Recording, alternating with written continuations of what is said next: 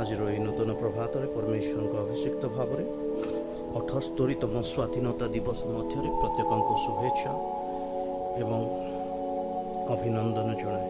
ଆସନ୍ତୁ ଈଶ୍ୱରଙ୍କ ବାକ୍ୟ ମଧ୍ୟରୁ ଆମମାନେ ଧ୍ୟାନ କରୁ ଗାଲାତୀୟ ପୁସ୍ତକ 5 ପର୍ବ ତାହାର 1 ପଦ। ସ୍ୱାଧୀନତା ନିମନ୍ତେ ଖ୍ରୀଷ୍ଟ ଆମ୍ଭମାନଙ୍କୁ ମୁକ୍ତ କରିଅଛନ୍ତି, ଅତଏବ ସ୍ଥିର ହୋଇ ରୁହ ଏବଂ ଦାସତ୍ୱ ଜୁଆଳିରେ ଆଉ ଥରେ ଯୋଚା ନ ଯାଅ। ପ୍ରିୟ ପରମେଶ୍ୱରଙ୍କ ଲୋକମାନେ, ଏହି ପ୍ରଭାତରେ ମୁଁ ଆପଣମାନଙ୍କୁ ଏହି କଥା କହିବାକୁ ଚାହେଁ ଯେ ଆଜିର ଖ୍ରୀଷ୍ଟିଆନ ସୁପ୍ତ ଅବସ୍ଥାରେ ରହିଥିବା ହେତୁ ଆଜି ପୁନର୍ବାର ଦାସତ୍ୱ ଜୁଆଳି ଆଡ଼କୁ ଦେଶ ଗତି କରୁଛି, ଖ୍ରୀଷ୍ଟିଆନ ଗତି କରୁଛି। କାରଣ କିଛି ଅସାମାଜିକ ତତ୍ତ୍ୱ ଶାନ୍ତି ଏବଂ ଶୃଙ୍ଖଳାକୁ ସେମାନେ ବିନାଶ କରୁଅଛନ୍ତି। ରାଷ୍ଟ୍ର ମଧ୍ୟରେ, ରାଜ୍ୟ ମଧ୍ୟରେ ରହିଥିବା ଶାନ୍ତିକୁ ଅଶାନ୍ତିରେ ପରିଣତ କରୁଅଛନ୍ତି। ଆଉ ଏହି ସକଳ ପଛରେ କାର୍ଯ୍ୟ କରୁଥିବା ଶକ୍ତି ଆକାଶ ମଣ୍ଡଳର ଦୁଷ୍ଟ ଆତ୍ମାଗଣ ଅଟନ୍ତି।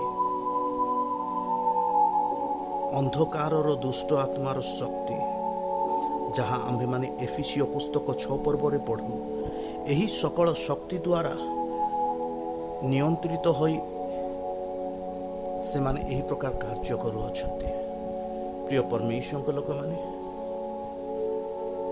ଆଜି ଖ୍ରୀଷ୍ଟଙ୍କୁ ଅନୁଗମନ କରୁଥିବା ପ୍ରତ୍ୟେକ ବ୍ୟକ୍ତି ଏକ ଯୋଦ୍ଧା ଅଟେ। ଆଉ ପ୍ରଭୁ ପରମେଶ୍ୱର ଇସ୍ରାଏଲୀୟମାନଙ୍କୁ ଏହି କଥା କହନ୍ତି ଯେ ଇସ୍ରାଏଲୀୟମାନେ ପରମେଶ୍ୱରଙ୍କର ସୈନ୍ୟ ଅଟନ୍ତି। ଯେହେତୁ ଆମ୍ଭେମାନେ ମଧ୍ୟ ଅବ୍ରାହମଙ୍କ ଠାରୁ ଆସୁଅଛୁ ଯୀଶୁଖ୍ରୀଷ୍ଟଙ୍କ ଦ୍ୱାରା, ଏଥି ନିମନ୍ତେ ଆମ୍ଭେମାନେ ମଧ୍ୟ ଇସ୍ରାଏଲର ସନ୍ତାନ ଅଟୁ। ଏହାର ଅର୍ଥ ଏହି ଯେ ଆମ୍ଭେମାନେ ମଧ୍ୟ ସୈନ୍ୟ ଅଟୁ। ଆଉ ସୈନ୍ୟର କାର୍ଯ୍ୟ ଏହା ଅଟେ ଯେ ଯୁଦ୍ଧ ଲଢ଼ିବା। ଆଉ ଆମ୍ଭମାନଙ୍କର ଯୁଦ୍ଧ ରକ୍ତ ଓ ମାଂସ ବିରୁଦ୍ଧରେ ନୁହେଁ, କିନ୍ତୁ ଅନ୍ଧକାରର ଶକ୍ତି ବିରୁଦ୍ଧରେ, ଅନ୍ଧକାରର ଜଗତପତି ମାନଙ୍କ ବିରୁଦ୍ଧରେ, କର୍ତ୍ତାପଣ ବିରୁଦ୍ଧରେ, ଦୁଷ୍ଟ ଆତ୍ମାମାନଙ୍କ ବିରୁଦ୍ଧରେ। ଆଉ ଏମାନଙ୍କ ବିରୁଦ୍ଧରେ ଯୁଦ୍ଧ କରିବାକୁ ହେଲେ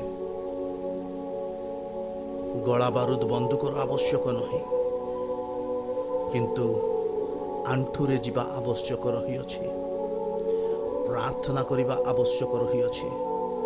ଆଜିର ସମୟରେ ଜିରିମିୟ ଭଳି ଲୋକ ଆବଶ୍ୟକତା କରନ୍ତି।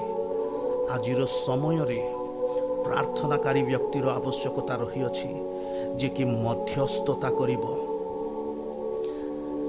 କରନ୍ତୀୟ ପୁସ୍ତକ ଅନୁସାରେ ଆମ୍ଭେମାନେ ସମସ୍ତ ଉଚ୍ଚ ଗଡ଼କୁ ଆମମାନେ ଭୂମିସାତ କରିପାରୁ, ସମସ୍ତ ଜ୍ଞାନକୁ ଆମ୍ଭେମାନେ ବନ୍ଦୀ କରିପାରୁ, ସମସ୍ତ କଳ୍ପନାକୁ ଆମ୍ଭେମାନେ ଖ୍ରୀଷ୍ଟ ଯୀଶୁଙ୍କ ଠାରେ ବନ୍ଦୀ କରିପାରୁ। ଆଜି ବାକ୍ୟର ଅଭାବ ସକାଶୁ, ଭୁଲ ବୁଝାମଣା ସକାଶୁ, ବୁଝି ନ ପାରିବା ଦ୍ୱାରା ଅନେକ ଲୋକ ଆଜି ଅନ୍ଧକାର ମଧ୍ୟରେ ଅଛନ୍ତି। ଆଜିର ପ୍ରଭାତରେ ବାକ୍ୟର ଶକ୍ତିକୁ ଜାଣନ୍ତୁ। ପ୍ରଭୁ ଆମମାନଙ୍କୁ ଅଧିକାର ଦେଇଅଛନ୍ତି। ଆଦି ପୁସ୍ତକରେ ଦେଖାଯାଇଛି ଯେ ସେ ସମସ୍ତ ବିଷୟ ଉପରେ ଅଧିକାର ଦେଇଅଛନ୍ତି। ପ୍ରିୟ ପରମେଶ୍ୱରଙ୍କ ଲୋକମାନେ, ଜଣେ ଅଫିସର କେତେବେଳେ ସେ ଭଲ ଭାବେ କାର୍ଯ୍ୟ କରିପାରିବ? ଯେତେବେଳେ ତା ଅଧିକାରକୁ ଜାଣିବ। ଆଜି ଆପଣ ପ୍ରଭୁ ଯୀଶୁଖ୍ରୀଷ୍ଟଙ୍କର ଅନୁଗମନକାରୀ ଭାବରେ ଆପଣ ଆପଣାର ଅଧିକାର ଜାଣିବା ଜରୁରୀ ଅଟେ। ଯଦି ଆପଣ ସୁପ୍ତ ଅବସ୍ଥାରେ ରହିବେ, ଶୋଇକି ରହିବେ, ଅଳସୁଆ ଜୀବନଯାପନ ବିତେଇବେ, ପ୍ରାର୍ଥନା କରିବେ ନାହିଁ, ବାଇବେଲ ଷ୍ଟଡି କରିବେ ନାହିଁ, ତାହେଲେ ପୁନର୍ବାର ଦାସତ୍ୱ ଜୁଆଡ଼ି ଆଡ଼କୁ ଆପଣ ଯାଉଅଛନ୍ତି। ଆଉ ସେଇଥିରୁ ମୁକ୍ତି ପାଇବା ସହଜ ସାଧ୍ୟ ନୁହଁ। କିନ୍ତୁ ପ୍ରଭୁ ଯୀଶୁଖ୍ରୀଷ୍ଟଙ୍କ ଦ୍ୱାରା ଆମ୍ଭେମାନେ ମୁକ୍ତି ପ୍ରାପ୍ତ ହୋଇ ସାରିଅଛୁ, ସ୍ୱାଧୀନତା ପ୍ରାପ୍ତ ହୋଇ ସାରିଅଛୁ। ଏହି ସ୍ୱାଧୀନତା ପ୍ରତ୍ୟେକ ଲୋକ ପ୍ରାପ୍ତ ହେବା ଜରୁରୀ ଅଟେ। ଏଥି ନିମନ୍ତେ ପ୍ରାର୍ଥନାକାରୀମାନଙ୍କର ଆବଶ୍ୟକ ଅଛି। ହଁ, ଆପଣ ସେହି ବ୍ୟକ୍ତି ଅଟନ୍ତି ଯେଉଁମାନେ ଏହି ବାକ୍ୟକୁ ଶ୍ରବଣ କରୁଅଛନ୍ତି। ପ୍ରଭୁ ଆପଣଙ୍କୁ ମନୋନୀତ କରିଅଛନ୍ତି ମଧ୍ୟସ୍ଥତା କରିବା ପାଇଁ। ଆପଣ ଯେତେବେଳେ ପ୍ରାର୍ଥନା କରିବେ, ଆପଣଙ୍କ ଅଞ୍ଚଳରେ କାର୍ଯ୍ୟ କରୁଥିବା, ଆକାଶ ମଣ୍ଡଳରେ କାର୍ଯ୍ୟ କରୁଥିବା ସକଳ ଦୁଷ୍ଟ ଆତ୍ମାର ନେଟୱାର୍କ ଜାଲ ସମୂହ ବିନାଶ ହେବ ଆଉ ସେହି ଜାଗାରେ ପରମେଶ୍ୱରଙ୍କର ଜ୍ୟୋତି ଓହ୍ଲାଇ ଆସିବ। ସେହି ଜାଗାରେ ଶାନ୍ତି କାର୍ଯ୍ୟ କରିବ, ସେହି ଜାଗାରେ ସ୍ୱାଧୀନତା କାର୍ଯ୍ୟ କରିବ, ସେହି ଜାଗାରେ ସକଳ ପ୍ରକାର ପରମେଶ୍ୱରଙ୍କର ଅନୁଗ୍ରହ କାର୍ଯ୍ୟ କରିବ। ଯେତେବେଳେ ଶୈତାନର ନେଟୱାର୍କ ସବୁ ବିନାଶ ହେବ, ଯେତେବେଳେ ଦୁଷ୍ଟ ଆତ୍ମାଗଣ ଆକାଶ ମଣ୍ଡଳର କାର୍ଯ୍ୟ କରୁଛନ୍ତି ସେମାନଙ୍କର ବିନାଶ ହେବ। ଏହି ପ୍ରଭାତରେ ମୁଁ ଏହି କଥା କହିବାକୁ ଚାହେଁ ପ୍ରିୟ ପରମେଶ୍ୱରଙ୍କ ଲୋକମାନେ, ଯେ ଆପଣ ପୁଣି ମୁଁ ପ୍ରଭୁ ଯୀଶୁଖ୍ରୀଷ୍ଟଙ୍କ ଦ୍ୱାରା ମନୋନୀତ ଅଟୁ।